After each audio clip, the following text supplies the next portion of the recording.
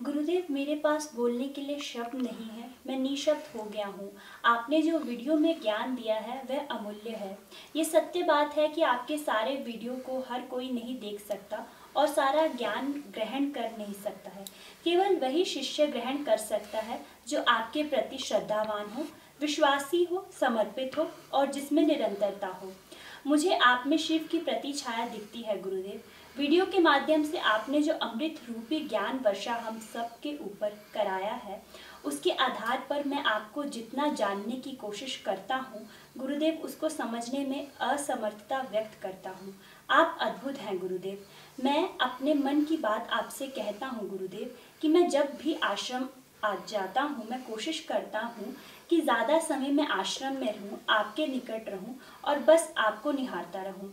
गुरुदेव, मैं स्वयं को अधर्मी, घोर पापी, अज्ञानी मानता हूँ। कृपा करें गुरुदेव, दया करें। आपके श्री चरणों में मुझे थोड़ा स्थान दें। हरिहर दास, धनबाद से। खुश रहो हरिहर, तुम्हारा नाम बड़ा अच्छा है। हरि भी है उसमें और हर भी है। बहुत आशीर्वाद, तुम अच्छे हो। ठीक है, बहुत सारे लोग आप में से काफ़ी पड़ाव पार कर चुके हैं, काफ़ी आगे जा चुके हैं, लेकिन कोई भी सद्गुरु, कोई भी संबुद्ध रहस्यदर्शी जब शिष्यों में परस्पर रूप से कुछ अपने भावों को या कुछ अपने विचारों को संप्रेषित करता है तो जो मानवीय हमारे गुण दोष हैं वो प्रत्येक व्यक्ति में उदित हो जाते हैं और वो पीछा करते हैं, जिनमें ईर्ष्या है, प्रतिस्पर्धा है, हिंसा है, करुणा है, सहयोग है, मैत्री है। इनमें जो परस्पर सकारात्मक भाव हैं, हमारे सहयोगात्मक भाव हैं, सृजनात्मक भाव हैं, उसका उतना प्रभाव नकारात्मक रूप से नहीं आता, लेकिन जो प्रस्फुट रूप से, स्पष्ट रूपेण जो नकारात्मक भाव हैं वो विकारों को और परस्पर दोषों को उत्पन्न कर देते हैं।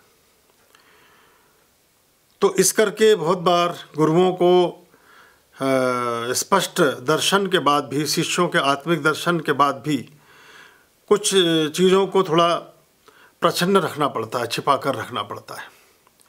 सारी बातें वो नहीं कहते हैं क्योंकि फिर एक नई प्रतिस्पर्धा शुरू होती है, शिष्यों में एक स्पर्धा चालू हो जाती है और उसमें कभी कभी वो, ये बड़े लंबे समय से चल रहा है, ये कभी ये रामायण काल में भी था, ये महाभारत काल में भी था, ये बुद्ध के समय में भी रहा, ये महावीर के समय में भी रहा, ये सब के समय में रहा। ये गुरु नानक देव जी भी नहीं बच सके, इससे कोई नहीं बच पाया।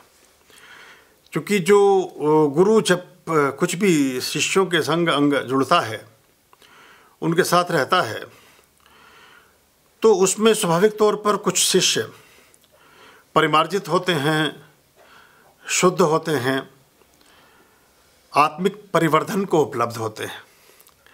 उनके प्रति सदाशयता कहें, प्रेम कहें, जुड़ाव कहें या पात्रता की बात कहें, थोड़ी सी अतिशयता की तरफ अगर जाने लगती है तो जो थोड़ा सा पीछे दो कदम अपने आप को अनुभव करते हैं वो शिष्य, वो ईर्ष्या भाव रख लेते हैं या अपने मन में फिर बैर को पैदा करते हैं या बहुत सी चीज़ें। कहाँ पूर्ण काश्यप, हिरण्य काश्यप, कितने बड़े बड़े शिष्य बुद्ध के थे और वो फिर स्थिति ये हुई कि अहिंसा और प्रेम का संदेश देने वाले बुद्ध की चौखट पर ही उनकी खून से लथपथ लाशें मिली, तो वहाँ ईंटों से पीट करके उनकी हत्याएं कर दी गई 2500 साल वाले, सिर्फ इस चक्कर में कि कोई आगे है कोई पीछे है। तो इन मानवीय वृत्तियों से हम परे नहीं जा पाते और उनमें उलझ जाते हैं।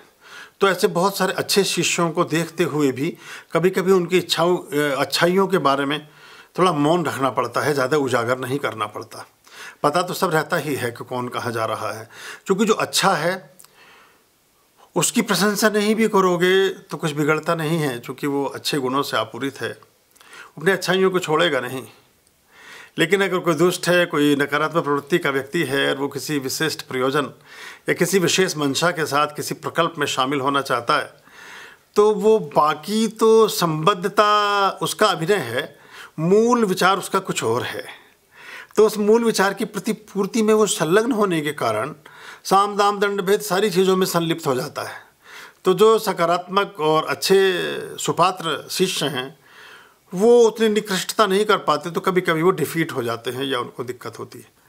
इसलिए ये बात ऐसी कभी कभी आती है देखने में। तो लेकिन अच्छा है आप जुड़ रहे हैं और जिस हिसाब से आपका जुड़ाव है और ये बात सच है कि हम जब तक बहुत सारे आयामों में, और जो तुमने 4 वर्तुल लिखे, 4 आयाम लिखे, वो बड़े गहरे हैं। तुमने जो प्रारंभ में जहाँ से अपनी बात हरिहर ने प्रारंभ की और जो बात की कि किस तरह से जुड़ाव हो सकता है, लोग बिल्कुल गिव एंड टेक टाइप का हिसाब में। तो कल अभी देख रहा था कि किसी एक का कोई बहुत बड़ा काम था, वो काम होने के बाद उन्हें ग्रुप ही लेफ्ट कर दिया। तो कोई हमें कोई उससे फ़ायदा नहीं, हमने कोई ऐसा तो नहीं रखा है, पर मैंने हाथ क्या देखा कि उसने धन्यवाद का एक मैसेज भेजा और ग्रुप से गायब।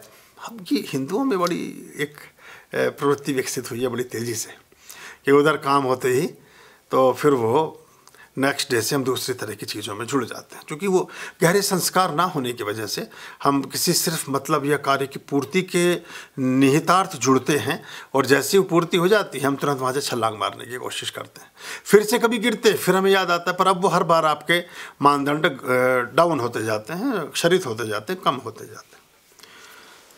खुश रहिए, सभी के लिए मंगल आशीष और हमारी तरफ से बहुत शुभेच्छाएँ।